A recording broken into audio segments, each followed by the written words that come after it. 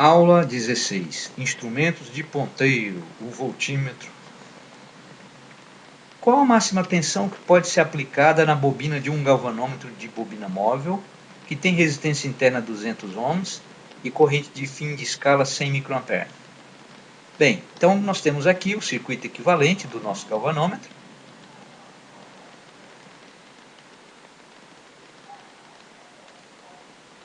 E a máxima corrente que pode passar por ele é a de fim de escala, que é 0,1 mA ou 100 microampere. Como a resistência interna é 200 ohms, a máxima tensão equivale a 20 mV. Significa que podemos construir um voltímetro que tem fim de escala 20 mV usando esse galvanômetro diretamente. Isto é, se for aplicada uma tensão de 20 mV, o ponteiro se desloca até o final da escala, porque a corrente circulando vai ser 0,1 mA.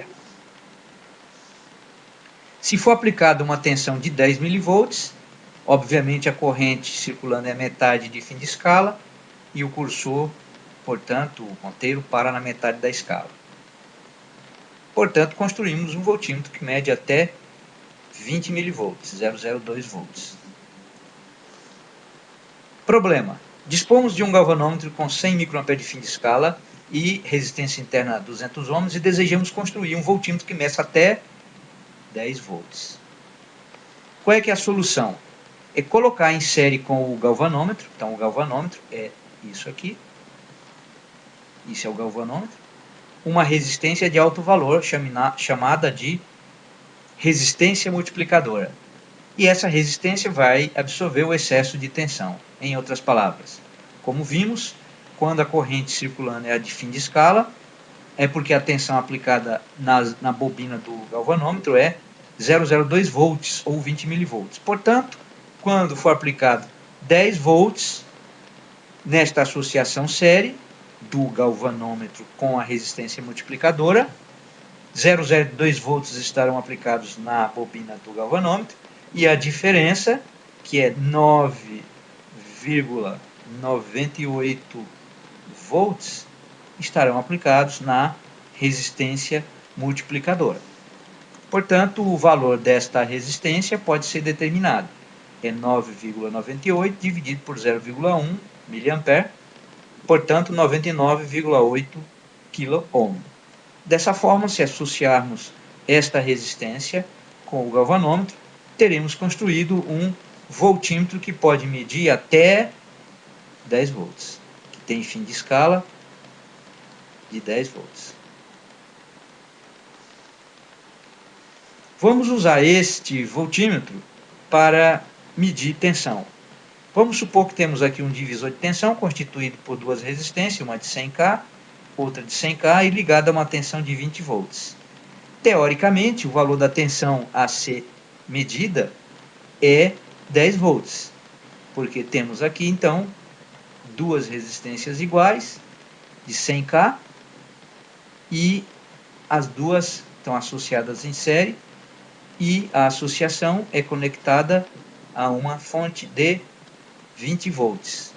Portanto, nós vamos ter 10 volts em cada uma das resistências. O que acontece se usarmos o nosso instrumento, o nosso voltímetro, para medir esta tensão? Ao fazer isso, estaremos inserindo uma resistência de 100K em paralelo com o circuito, que é a resistência interna, que é 99,8K, que é o valor da resistência multiplicadora, mais a resistência interna, que é 200 ohms ou 0,2K. Então, a resistência interna do voltímetro construído vale 100K.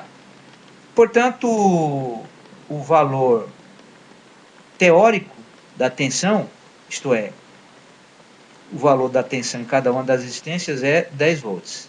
Ao inserir o voltímetro, nós estamos mudando a resistência do circuito. Fica 100K em paralelo 100K, que é 50K. Portanto, a tensão efetivamente medida é esta.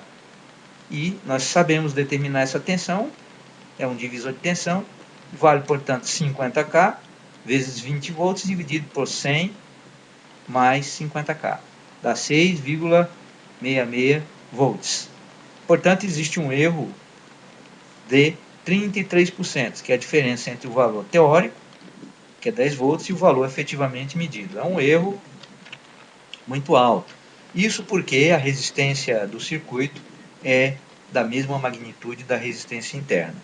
Vamos considerar um segundo caso, onde a tensão é exatamente a mesma, isto é, 10 volts. Então, o divisor de tensão agora tem 1K e 1K, portanto, a tensão teórica continua a ser 10 volts. Só que agora nós vamos adicionar em paralelo com o circuito 100K, em paralelo com 1K. E isso aí é praticamente 1K mesmo, dá 0,99, que é o resistor equivalente, né? Então, o valor medido agora vai ser 0,99 vezes 20 volts dividido por 1 mais 0,99. E isso resulta 9,95 volts. Portanto, o erro de medida é de 0,5%.